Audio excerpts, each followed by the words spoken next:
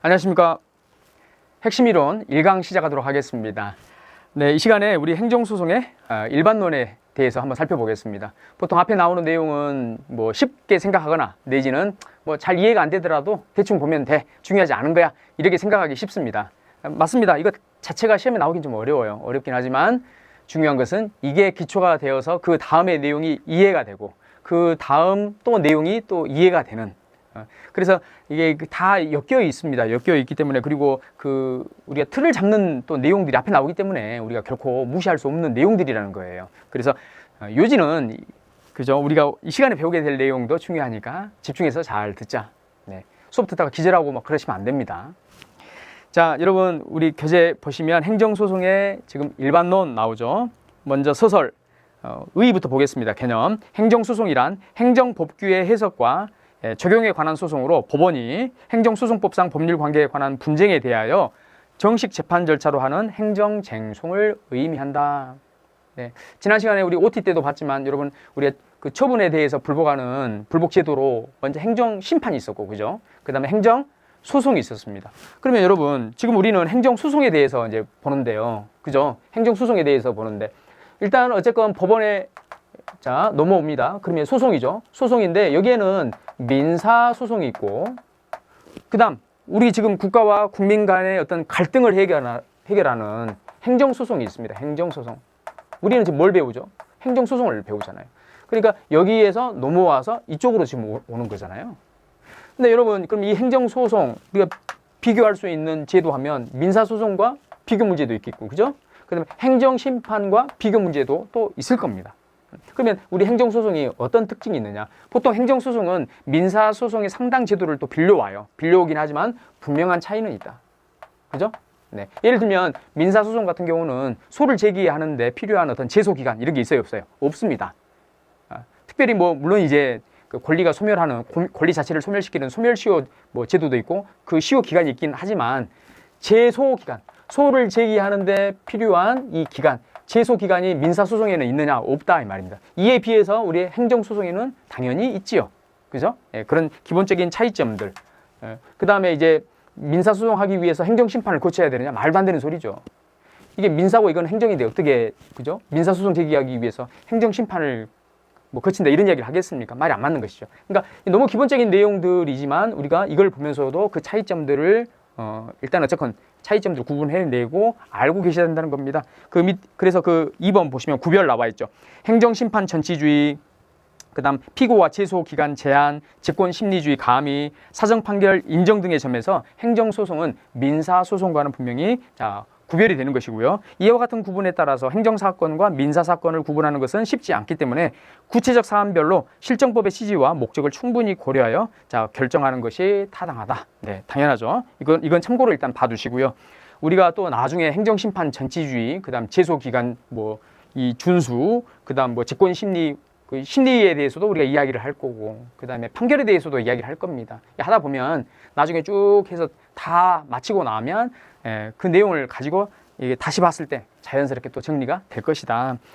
로마자 2번입니다. 행정소송의 기능 나와 있죠. 참고로 여러분, 행정소송하면 당연히 국가의 어떤 권력 작용 때문에 피해를 당한 분들 권리 구제 기능이 있습니다. 권리 구제 기능을 생각하기 쉽고요. 그 다음 결국 여러분, 법을 적용하기 때문에 이 법을 적용함으로써 법을 적용한 어떤 판단을 함으로써 이 판단을 통해서 우리 행정작용을 통제하는 기능을 합니다.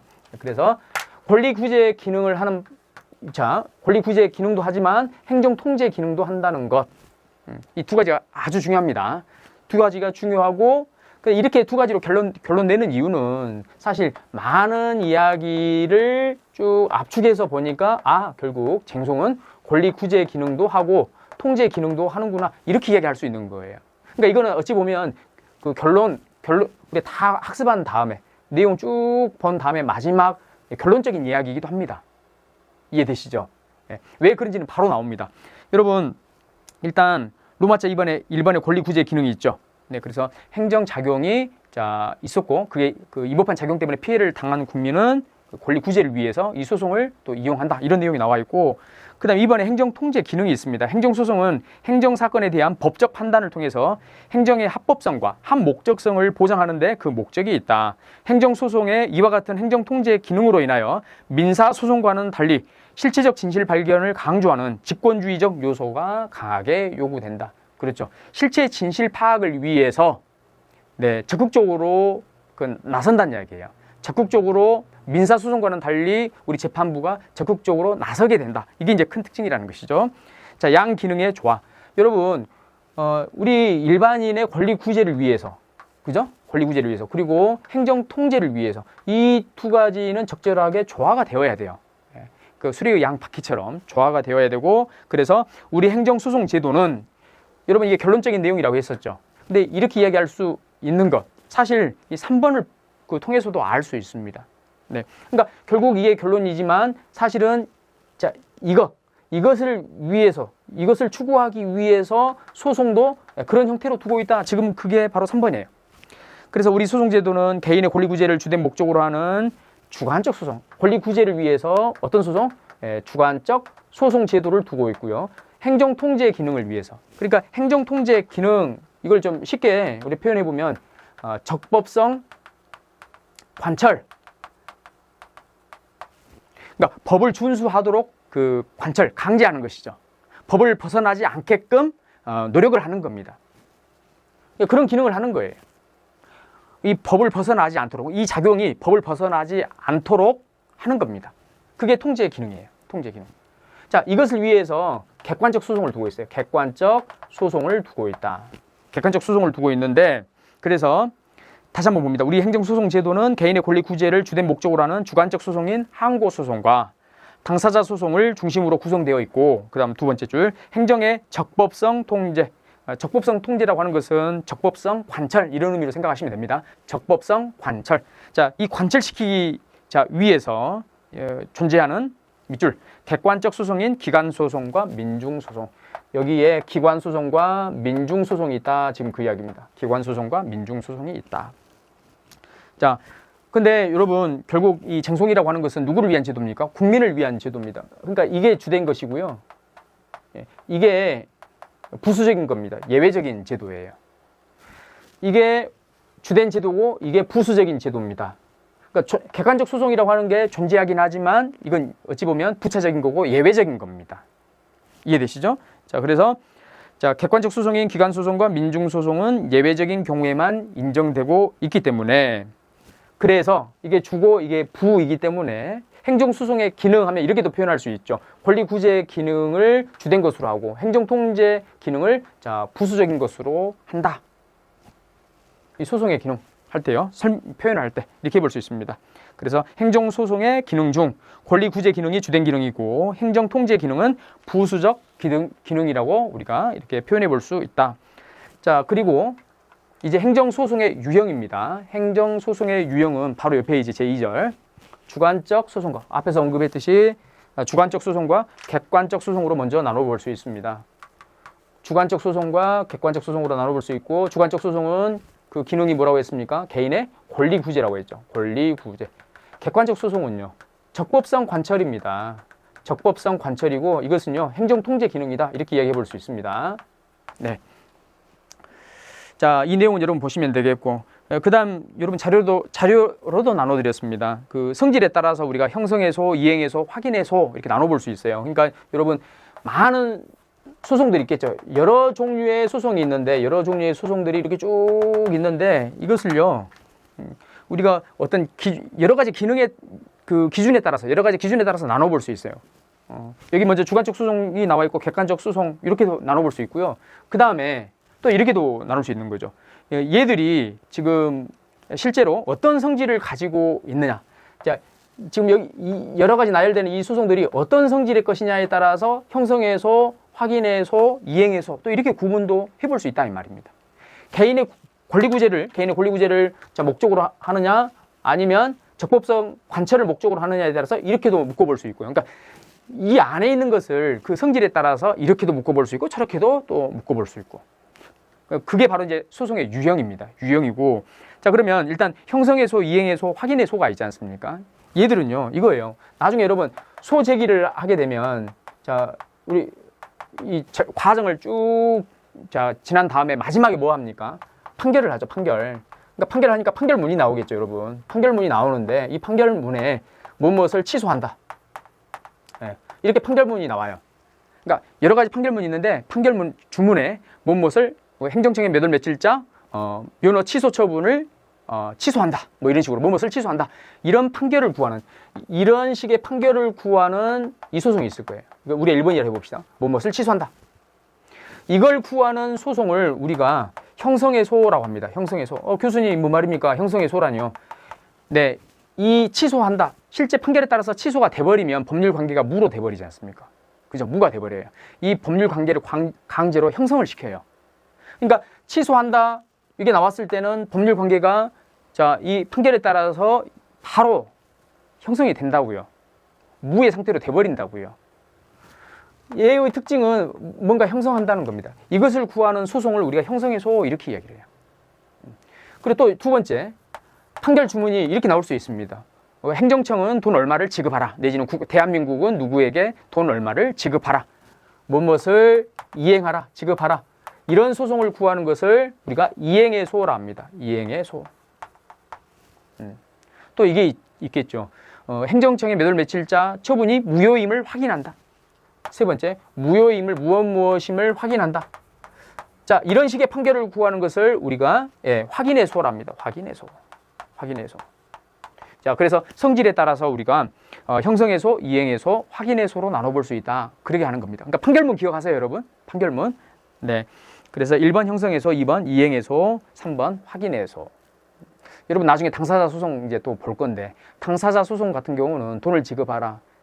그리고 그 어떤 지위에 대한 또 다툼도 있지 않습니까? 어쨌건 당사자 소송하면 돈을 지급하라. 뭐 이런 식으로 나와요. 그러면 당사자 소송은 이 셋 중에 뭡니까? 보통은요?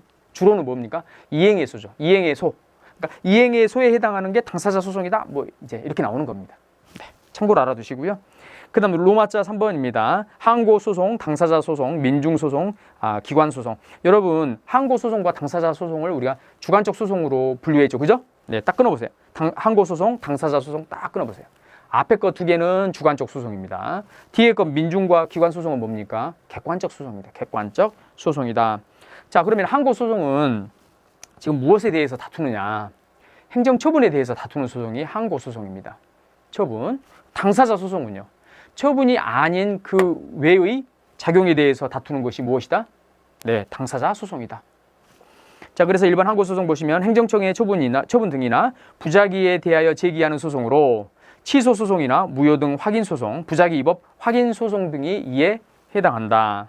그 외 무명 항고소송이 허용되는지 여부에 대해서는 견해 대립하고 있다. 뭐 이 정도 보시고요. 2번 당사자 소송입니다.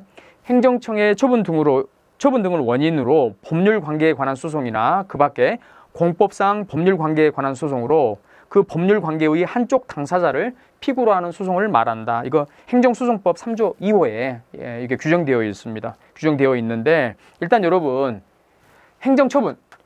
행정처분에 대해서 다투는 것을 항고소송이라 했고 그 외 우리가 그 외의 어떤 행정작용에 대해서 다투는 것을 당사자 소송이라 한다라고 하면 일단은 되는 겁니다. 일단은 되는 것이고 그와 함께 소송법에 규정되어 있는 이 내용은 일단 여러분이 한번 읽어보시기 바랍니다. 네, 3번 민중소송입니다.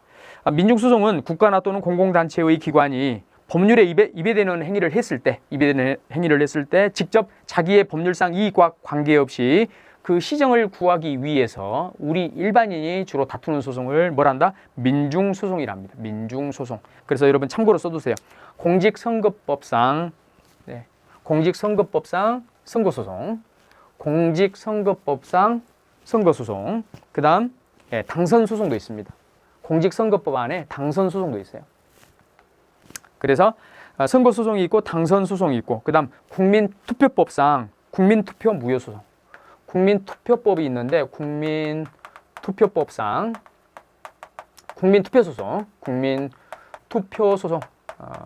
써두시기 바랍니다. 뭐 이게 시험에 나오지는 않는데요. 일단 뭐 자주 나오지도 않습니다. 그런데 한번 나왔을 때 그냥 이 정도 정리하고 자, 이건 마무리하시면 되겠습니다. 뒤로 넘기시면 기관소송 있죠. 행정기관끼리의 소송입니다. 네. 그래서 국가나 또는 공공단체의 기관 상호 간 권한의 전부나 그 행사에 관한 다툼이 생길 때 행정기관끼리도 다툼이 생기잖아요. 이게 내 일이야, 이게 아니면 너의 일이야 막 이래 하면서 행정기관끼리 서로 싸워요. 그때는요 결국은 행정소송을 통해서 해결하는데 그때 이용하는 행정소송이 뭐냐면 기관소송입니다. 기관소송. 기관소송인데 자 여기서 조심하실 것, 행정기관끼리의 다툼이라고 해서 무조건 여기 기관소송으로 가느냐? 아닙니다. 여기 우리 헌법재판소법 제2조 규정에 의해서 헌법재판소의 관장사항으로 규정하고 있는 권한쟁의 심판이 있거든요. 권한쟁의 심판. 권한쟁의 심판 대상이 아닌 것, 그러니까 이게 아닌 나머지에서 행정기관끼리의 이런 다툼이 있죠. 이것을 여기 나와 있는 기관소송으로 하는 겁니다. 행정소송 중에 기관소송으로 하는 것이고, 권한쟁의 심판은 우리 헌법재판입니다. 헌법재판. 그러니까 이게 아닌 나머지에서 행정기관끼리의 분쟁을 해결하기 위한 소송이 기관소송이다. 이렇게 생각하시면 되겠어요. 그러니까 좀 전에 3번의 민중소송과 이 기관소송은 어떻습니까? 개인의 권리 구제와는 상관이 없죠. 개인의 권리 구제보다는 어떤 적법성, 적법하냐 그렇지 않느냐 이걸 따지기 위한 제도가 소송 제도가 바로 이겁니다. 자, 그리고요 그 제3절에 보시면 이제 행정소송의 한계가 나오죠. 행정소송의 한계. 모든 것을 다 소송으로, 행정소송으로 자 다룰 수는 없습니다. 그렇죠? 분명히 그 한계 선이 있을 겁니다. 그래서 행정소송 이 한계를 우리가 규율 내지는 규명을 하면 행정소송으로 해결할 수 있는 것, 행정소송으로 해결할 수 없는 것, 내지는 해결해서는 안 되는 것, 뭐 이런 식으로 딱 구분이 되겠죠. 그래서 그 어디까지를 소송으로 할 수 있느냐 이걸 하기 위해서 이 부분을 보는데, 그러면 무엇이 소송의 대상이냐 이거보다는 자 한계니까요. 소송의 대상으로 하기는 어려운 것, 이걸 주로 보면 나머지는 소송으로 할 수 있어 이게 나오겠죠. 그죠? 네. 그래서 행정소송의 한계에서는 우리가 크게 두 가지를 봅니다. 여러분 자 화면을 넘겨서요. 자 이건데 이 그림은 뭐냐면 자 행정소송의 한계 나와 있죠. 우리 권력 그 삼권 분립하면 행정, 입법, 사법 아닙니까? 그러니까 여러분 행정소송이잖아요. 소송이니까 기본적으로 우리가 여기에 해당하는 것이죠. 맞죠? 네, 여기에 해당하는 것이고, 그러니까 이 사법이 가지고 있는 한계는 결국 행정소송의 한계라고 보시면 되겠어요. 자, 그러면 한계로 우리가 딱 생각하기 쉬운 것은 뭐냐면 결국 여러분 권력 분립 아닙니까? 그러니까 기본적으로 권력 분립상의 한계가 먼저 나오겠죠. 권력 분립상의 한계. 그 다음 두 번째, 우리가 두 번째 생각할 수 있는 건 뭐냐면 이건 지금 분쟁이잖아요. 법적 분쟁. 사건성이 있어야 되는 거예요. 그죠? 사건성 없이 바로 네, 이걸 뭐 법 조문 해석을 구한다? 이렇게 할 수는 없는 것이거든요. 네, 그래서 일단 기본적으로 크게 권력 분립에 따른 한계가 나오고, 그 다음 이거는 사법입니다. 재판이에요. 사법 본질. 사법이라고 하는 여기에서 오는 한계가 있다는 말이죠. 그래서 사법 본질상의 한계, 크게 두 가지로 나눠볼 수 있습니다. 크게 두 가지로 나눕니다.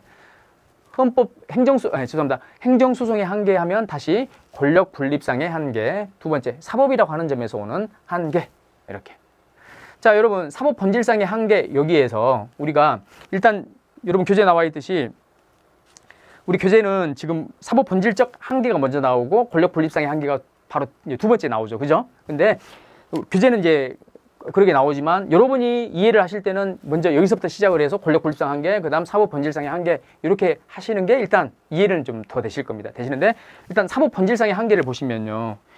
먼저 사건이 발생하지 않았는데 이걸 소송으로 할 수 있다 없다? 없다. 그래서 구체적 여기 사건성이 필요합니다. 구체적 사건성이 필요하다. 그래서 구체적 사건성에 따른 한계 이렇게 나와 있을 겁니다. 일단 사건이 존재해야만 이걸 이용할 수 있어요. 사건이 없는데 법 해석을 구하고 하는 거 된다 안 된다? 안 된다라고 했습니다. 그래서 일단은 구체적으로 사건이 존재해야 된다, 지금 그 이야기입니다. 자, 그다음 여러분 우리 이제 결국 여기에 어떤 사건은 법을 적용해서 법을 적용해서 해결을 해야 되는데 법을 적용하기 어려운 게 있을 수 있어요. 그죠? 그래서 법 적용상의 한계를 우리가 좀 봐줘야 됩니다. 법 적용상의 한계. 법 적용상의 한계. 교수님, 일단 사건이 있는 건 맞고 사건이 있는데 여기다 법을 적용 못하는 경우도 있습니까? 네, 행정법에서는요. 법 적용하기 어려운 사건이 있습니다. 법 적용하기 어려운 사건이기 때문에 법 적용상의 한계를 우리가 여기서 보고 가는 것이고요. 일단 이 사건성에 따른 한계는 어떤 의미인지 아시겠죠? 그러니까 이거는 제가 좀 전에 말씀드렸던 그 내용 그대로 나와 있고요. 근데 오히려 봐야 될 부분은 법 적용상의 한계입니다. 도대체 어떤 사건에 법 적용하기가 좀 어렵습니까? 라고 할 때 먼저 통치행위. 법 적용상의 한계에서 우리가 이제 봐야 될 게 통치행위. 여러분, 통치행위 이게 뭡니까? 법 적용하기 부적절한 우리 국가의 그 작용을 우리가 통치행위라 합니다. 통치행위 개념은요, 고도의 정치적 작용으로서 우리 법을 적용하기 어려운 행정작용, 이렇게 표현해 볼 수 있어요. 고도의 정치적인 것으로서 우리 법을 적용하기 어려운 것, 이것을 우리가 폭넓게 통치행위다, 이렇게 정의합니다. 통치행위. 그래서 국가 원수의 그런 그 원수 자격으로서 하는 그 행위들이 있죠. 외국에 군대를 파견한달지 뭐 이런 거 있지 않습니까? 외국에 군대 파견, 그다음 우리 사면도 많이 하지 않습니까? 일반 사면, 특별 사면 하는데, 자, 이런 고도의 정치적인 작용에 우리 행정법을 쉽게 여기 행정법의 잣대를 대기엔 좀 어렵습니다. 만약에 고도의 정치적인 작용인데 이 정치적인 작용을 이걸 재판 대상으로 하겠다라고 하는 순간 이 정치적인 분쟁에 우리 법원이 휘말릴 수 있어요. 이건 바람직하지는 않습니다. 그렇기 때문에 통치행위는 물론 마음을 먹으면 할 수는 있겠지만 이게 우리 이제 법의 잣대를 대기에 조금 부적절한 것, 이것을 우리가 통치행위라 하는데 이것은 한계입니다. 한계로 보고 있습니다. 물론 통치행위라고 해서 무조건 사법심사 대상이 안 돼라고 말하지는 않습니다. 일부에 있어서는 행정심판에, 그러니까 행정 쟁송의 대상이 돼, 이렇게 하는 예외적인 것도 있습니다. 그런데 원칙은 일단 통치행위는 그 한계로 논의되는 것이고요. 그다음 반사적 이익. 자, 사건은 사건인데 저 피해자 내지는 우리 일반 국민이 침해를 당했다라고 하는 이익이 법적인 이익이 아닌 단순한 반사적 이익. 반사적 이익이라고 하는 것은 법이 보호하지 않는 파생 이익입니다. 법이 보호하지 않는 그냥 파생 이익을 반사적 이익이라 하는데, 어떤 이 사건에서 우리 국민이 침해 당한 이익이 법적인 이익이 아니라 반사적 이익이다. 반사적 이익일 때는 법을 적용하지 않습니다. 이해되시죠? 어차피 법이 보호하지 않는 이익이니까 그건 너가 알아서 하는 거예요. 그래서 반사적 이익도 법 적용상의 한계로 논의가 되는 것이고요. 그 다음 재량행위. 재량행위는 행정청의 재량이 허용되는 행위입니다. 행정청의 재량이 허용이 되기 때문에 우리 사법부가 여기서 잘 됐어 잘못됐어 이렇게 말하기는 부적절합니다. 법을 적용하기 어렵다는 이야기입니다. 재량행위. 다만 재량이라도 그 재량의 정도가 지나친 것에 대해서는 분명히 제동이 필요합니다. 법적 판단이 필요하겠죠. 그래서 재량행위는 원칙이 법 적용 대상이 아닌데, 쟁송의 대상이 아닌데, 다만 예외적으로 재량권의 일탈남용이 있을 때는 예외적으로 우리 재판의 대상이 된다, 소송의 대상이 된다, 이렇게 생각하시면 되겠습니다. 자, 그 다음 특별 권력 관계 내에서의 이런 행위입니다. 특별 권력 관계라고 하면 우리 국가 조직, 행정기관 내에서의 이런 행위입니다. 원래 여러분 우리 국가와 우리 국민, 이 관계에서 국민에게 어떤 피해가 발생했을 때 법을 적용해서 구제하자, 이런 얘기 하지 않습니까? 그리고 전통적으로 행정쟁송은 이 그림에서 쟁송이 나오는 것이고요. 그러면 국가 조직 내부에서, 행정기관 내부에서 여기에 안에서의 어떤 다툼, 여기에 대해서는 어떻게 하느냐? 이것은 말 그대로 특수한 관계이기 때문에 우리 일반 국민과는 전혀 다른, 당연히 어떤 불이익이나 이런 걸 다 감수하고자 그렇게 해서 만들어진 특수한 그 관계이기 때문에 여기에 우리 일반에 적용하는 이런 법을 적용하기는 어렵다 해서 전통적으로 우리 행정기관 내 내지는 국가기관 내에 법을 적용하지는 않았습니다. 행정소송 대상이 된다 안 된다? 안 됐던 겁니다. 안 됐던 건데 지금은 그렇지 않습니다. 지금은 어쨌건 여기나 다 똑같은 거죠. 똑같은 거기 때문에 국가기관 내부에서, 즉 특별 권력 관계 내에서의 행위라도 어떻다? 법을 적용할 수 있다. 전통적으로 한계로서 언급됐기 때문에 여기 소개하는 것이고, 지금에 있어서 양가로 4번 특별 권력 관계 내에서의 행위, 이것은 쟁송의 대상이 된다. 한계가 아니다. 이렇게 생각하시면 되겠습니다. 자, 그 다음 로마자 2번입니다. 네. 권력 분립상의 한계입니다. 권력 분립상의 한계에서는 이거 이렇게 생각하시면 돼요. 이 부분은 오히려 또 쉽습니다. 더. 자, 권력 분립상 한계 하면 여러분 지금 재판부가 결국 이 재판부가 그러니까 판결로서 우리 행정부에게 이걸 강제하는 것. 물론 잘못된 법 집행에 대해서는 당연히 판결을 해야 맞겠죠. 해야 맞겠는데, 근데 그게 아닌 일반에 있어서 재판으로서 행정부가 해야 될 것들을 야, 너 이렇게 해. 너 이거 해서는 안 돼. 이렇게 하는 건 안 돼요. 행정의 고유 영역에 대해서는 아무리 판결이라도 건들면 된다, 안 된다? 안 된다는 겁니다. 이게 바로 권력 분립상 한계입니다. 권력 분립적 한계에서 논의되는 것. 자, 여기에 대표적인 게 권력 분립적 한계에서 자, 논의되는 게 의무이행 소송입니다. 의무이행 소송이라고 하는 것. 그 다음 그 뒤로 넘기시면 예방적 금지 소송이 있죠? 예방적 금지 소송. 금지 소송. 이 두 가지가 권력 분립적 한계로서 논의가 되는 겁니다. 그러니까 이걸 건드렸을 때, 이걸 인정했을 때 결국 행정의 고유 권한을 침해하는 문제가 발생하거든요. 그러니까 된다, 안 된다? 이건 안 돼. 그 이야기를 하는 거예요. 이거 안 돼라고 하는 게 바로 지금 권력 분립적 한계에서 말하고자 하는 것이다. 의무이행 소송 같은 경우 행정청이 판단해서 알아서 할 것인데 의무이행 소송이라고 하는 것을 인정을 해서 강제하는 것은 결국 권력 분립 원칙에 반하는 것이죠. 그죠? 그리고 예방적 금지 소송. 행정청이 어떤 행위를 할 것 같아요. 그러니까 일반 국민이 거기에 불안감을 느끼고 미리 우리 행정청이 그걸 못하게끔 우리 행정청은 아무래도 보니까 A라고 하는 처분을 할 것 같아.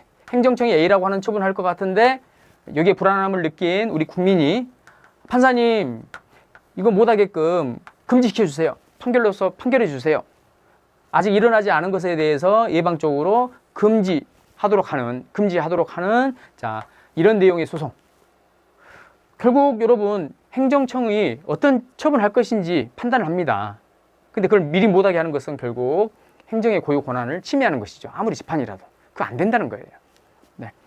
자, 그래서 자, 이 두 가지를 우리가 권력 분립적 한계에서 볼 겁니다. 여러분 교재로 가셔서요. 제3절에서 자, 행정소송의 한계 있죠. 여기 로마자 1번 사법 본질적 한계. 1번 구체적 사건성에 따른 한계. 2번 법 적용상의 한계. 먼저 여러분 그 큰 제목, 그다음 소제목. 먼저 큰 틀 위주로 해서 먼저 보시고 그 안에 있는 세부 내용을 또 이제 그 다음에 보시고 이렇게 범위를 크게 잡고 큰 것에서 세부적인 내용으로 쭉 들어가시는 겁니다. 그러니까 여기 우리가 이제 1강이라고 하면 이 1강에 어떤 내용들이 있는지 먼저 큰 틀을 잡고 그 하나하나 각 절에 있는 내용을 이제 우리가 접근하는 이제 이런 식으로 생각하시면 되겠습니다. 그러니까 뒤에 내용도 마찬가지입니다. 처음부터 지금 여기 나와 있는 내용이 앞으로 우리가 오늘 이 시간에 배우게 될 내용이 어떤 내용인지 이걸 보지도 않고 그냥 앞에서부터 쭉 그냥 읽어간다. 이건 약간 비효율적입니다. 그래서 먼저 큰 틀을 먼저 보시고, 그러니까 숲을 보고 그리고 나서 이제 하나하나 나무를 들여다보는 식으로 가셔야 됩니다. 자, 그래서 먼저 그 사법 본질적 한계 보시면 구체적 사건성에 따른 한계 양가로 1번 추상적인 법령의 효력과 해석에 관한 분쟁 허용된다 안 된다. 이거는 지금 사건이 아니잖아요, 그죠? 이거 한번 읽어볼까요? 사법권이 발동되기 위해서는 당사자 간의 구체적이고 현실적인 권리 의무에 관한 분쟁, 즉 구체적 사건이 있어야 된다. 따라서 구체적이고 현실적인 권리 의무에 관한 분쟁이 아닌 법령의 일반적 추상적 효력 내지 해석에 관한 분쟁은 소송의 대상이 되지 않습니다. 그러나 법령 자체가 직접적 구체적으로 국민의 권리 의무에 영향을 미치는 처분적 법령인 경우, 네, 여러분 원래 이 작용이라고 하는 것 자체가 우리 국가나 행정기관의 작용 중에서 작용 중에서 권력적인 것을 우리가 행정처분이라고 했죠. 그러니까 국가기관 등이 권력적 작용을 했을 때 이것을 그 작용을 행정처분이라고 했고, 여기에 대해서 우리가 행정소송을 이용할 수 있다고 했는데, 그러면 이 법령이라고 하는 것은 여러분 사실 그 위에 있는 거죠. 이 법을 적용해서 국가가 이런 권력적 작용을 하는 거 아니겠어요? 그죠? 그런데 일부 예외적인 법령은요, 국가기관을 거치지 않고 바로 이렇게 적용되는 경우가 있어. 그러면 국민에게 바로 적용된다? 이 그림에서 보면, 자, 이 지금 처분에 해당하는 것이죠. 바로 적용이 되어서 영향을 주는 거기 때문에 법령 자체가 이때는요. 일부 법령이 이렇게 했을 때는 이 법령을 처분적 법률이라 합니다. 만약에 여기가 이제 명령이다 하면 처분적 명령이라 하는 겁니다. 이해되시죠? 그러니까 법령에 처분적이 붙으면 그것은 행정처분과 마찬가지다. 지금 그 이야기예요. 그러면 그것은 역시 분쟁의 대상이 되는 겁니다. 예외에 해당하는 거예요. 이해됩니까? 네. 양가로 2번 객관적 소송. 개인의 권리 구제보다 오직 법규에 적정한 적용만을 목적으로 하는 객관적 소송은 원칙적으로 소송의 대상이 되지 않습니다. 다만 예외적으로 법에 규정을 하고 있으면 그 범위 내에서는 이 객관적 소송 인정된다. 그게 뭐였습니까? 두 가지. 기관 소송과 민중 소송이었죠. 그죠? 자, 2번 법 적용상의 한계 네 가지가 있었습니다. 통치행위, 반사적 이익, 재량행위, 특별 권력 관계 내에서의 행위. 다만 특별 권력 관계 내에서의 행위는 오늘날에 있어서는 그 한계가 아니다라고 하는 것도 기억해 두시기 바랍니다. 그 다음 로마자 2번 권력 분립적 한계입니다. 자, 의무이행 소송. 자, 문제점. 독일이나 영미의 입법례는 행정청에 의무를 부과하는 소송을 인정하고 있습니다. 다만 우리나라 같은 경우는 인정하고 있지 않습니다. 자, 학설. 이 학설은 여러분 역시 읽어보셔야 됩니다. 행정작용에 대한 1차적 판단권은 행정기관에 있고 거부처분 소송이나 부작위 입법 확인 소송과는 달리 의무이행 소송을 인정하지 아니한 입법자의 의사를 고려하면 의무이행 소송은 현행법상 허용되지 않는다는 자, 이런 입장. 그 다음 거부와 부작위를 행정청의 1차적 판단권의 행사로 볼 수 있고 권리 구제의 실효성 확보를 위해서는 의무이행 소송을 인정하는 게 타당하다라고 하는 긍정설이 또 있습니다. 자, 학설은 이렇게 긍정설, 부정설로 나눠볼 수 있어요. 근데 우리 판례는 어떤 입장일까요? 일단 여러분 학설을 소개하고 그 다음에 판례 입장. 판례는 의무이행 소송 이거 인정하지 않습니다. 않고 그럼 우리 검토를 어떻게 해야 됩니까? 우리는 결론을요. 우리는 다수설이나 판례에 따라갑니다. 다수설이나 판례는 의무이행 소송을 인정하지 않는다. 이렇게 해야만 좀 더 그죠? 그래서 다수설이나 판례 입장으로 가시면 무난한 결론에 이르게 됩니다. 뒤로 넘기셔서 2번 예방적 금지 소송입니다. 다른 말로 예방적 부작위 청구 소송인데요. 자, 예방적 금지 소송은 행정청이 특정한 행정행위나 그 밖에 행정작용을 하지 않을 것을 구하는 행정소송으로 예방적 부작위 소송이라고도 합니다. 여러분 지금 의무이행 소송이나 예방적 금지 소송은 결론이 뭐예요? 인정한다 안 한다? 부정설 인정하지 않는다. 우리 판례도 인정하지 않고 그리고 법 조문에도 규정되어 있지 않습니다. 그래서 우리는 다수설과 판례에 따라서 부정설로 가시면 되겠습니다. 자, 인정 여부 나오죠. 학설. 자, 판례, 반가로 2번 판례. 판례는 행정소송법상 행정청이 일정한 처분을 하지 못하도록 그 부작위를 구하는 청구는 허용되지 아니하는 부적법한 소송이다라고 해서 부정설의 입장을 취하고 있다. 이 정도로 간단히 똑같이 여러분도 소개하시면 되겠습니다. 자, 검토. 그래서 검토는 국민의 권리 구제를 위해서 예방적 금지 소송이 필요한 경우가 있고 허용 범위를 제한하여 인정한다면 행정청의 1차적 판단권을 거의 침해하지 아니한다는 점을 고려하면 긍정설이 타당하다고 본다. 네, 일단 뭐 긍정설로 이렇게 결론을 내기도 했는데 일단은 뭐 우리는 다수설과 판례에 따라서 부정설이 타당하다고 본다. 뭐 이런 식으로 하시면 되겠습니다. 물론 여러분이 지금 여기에서 일관성만 있으면 돼요. 의무이행 소송이든 예방적 금지 소송이든 나는 긍정설이 타당하다고 봐 라고 하면 그렇게 쓰시면 돼요. 다만 긍정설을 충분히 그러니까 긍정설 부정설이 있으면 각 이 취하는 그 논거가 있을 거 아닙니까? 그 논거에 기초해서 결론을 내시면 됩니다. 그러니까 저도 그렇잖아요. 교재에는 긍정설이 타당하다고 본다 나와 있지만 저는 판례나 다수설에 따라서 부정설로 가십시오라고 이야기하지 않습니까? 네. 물론 이제 제도라고 하는 것은 분명히 발전을 합니다. 발전하고 그리고 사실 우리를 위해서는 오히려 이게 인정하는 게 맞다라고 했을 때 그걸 써도 돼요. 써도 되는데 그래도 우리 시험이고 하니까 뭐 부정설로 쓰면 좀 낫지 않을까 싶습니다. 일단 그거는 여러분이 참고하시고요. 그 다음 양가로 3번 인정요건에서 뭐 학설 나와 있고 검토 나와 있습니다. 이거는 그냥 참고하시면 되겠습니다. 네. 자, 이렇게 해서 우리가 행정소송의 일반론에 대해서 봤습니다. 여러분 제가 나눠드리는 매 시간 나눠드리는 자료가 있을 겁니다. 거의 나갈 건데요. 그래서 여기에 물론 이제 우리 수업 시간에 설명하지 않은 내용도 더 이제 여기 판례 몇 개 더 놓고 이제 했거든요. 그 설명 안 했던 부분이 있더라도 일단 여러분은 복습을 하실 때 그 내용들 한번 읽어보시기 바랍니다. 그리고 여러분이 일단은 이해가 아마 분명히 될 겁니다. 우리가 지금 이론 내용, 지금 설명했던 그 내용으로 또 판례 다 이해가 되는 거거든요. 네, 그래서 그게 나중에 또 시험장에서 생각이 나면 또 쓸 수도 있는 거 아니겠습니까? 네, 그렇게 해서 좀 답안의 내용을 여러분이 좀 더 풍성하게 또 할 수 있는 것이고. 네, 아무튼 참고하시기 바랍니다. 자, 이 시간 여기까지 하도록 하겠습니다. 복습 열심히 하시기 바랍니다. 네, 수고하셨습니다.